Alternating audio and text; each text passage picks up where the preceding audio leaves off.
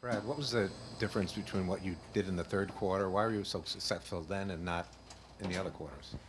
Well, I thought we started the game really going through the motions, and I thought they started the game really playing with great force and purpose.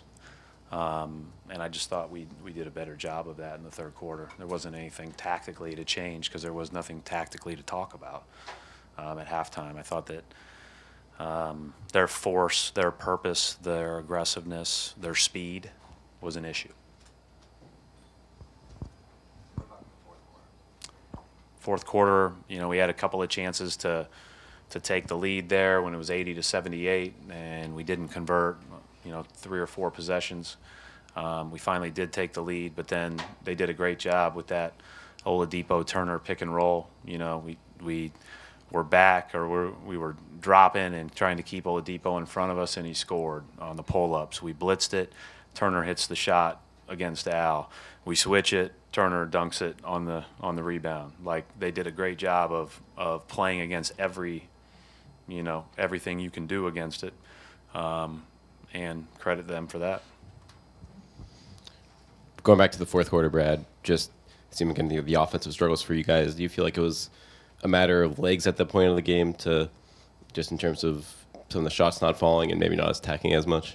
Yeah, I mean, maybe. I think it's when you dig yourself a big hole. I mean, that's usually that's typical. I would just say that I think that our biggest issue as a team is we aren't crisp. We don't crisply do things on offense. We are probably more of a shortcut taking team than we need to be the best version of ourselves, and I thought that hurt us in the first half more than in the second.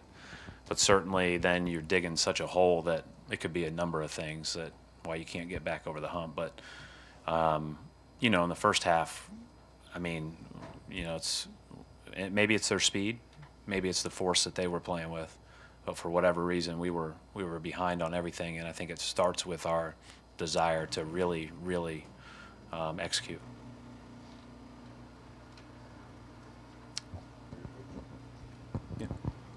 Coach, no excuses, but was fatigue an issue in the first half after last night, double playing overtime? No. Not. I mean, I've seen these guys. Obviously, that's part of the NBA. It's part of the schedule. You don't make excuses for that. Everybody has those things, and I've seen us play a lot more focused and a lot more crisp when we're tired than we did in that first half. Brad, when you say you're a shortcut team right now, what are kind of examples of that, and how do you change that? We just have to get better cutting. We have to get better screening. We have to get to our spots quicker. We have to not take for granted every single cut. We have to get the ball where it needs to be. We're just not as good, and to me, that's on me, and I got to do a better job of holding us accountable to doing that. And so, I will do that. How do you work on those things with very little practice time, and then We'll have enough practice time to do it well, but then it'll be, if we decide that it's the most important thing.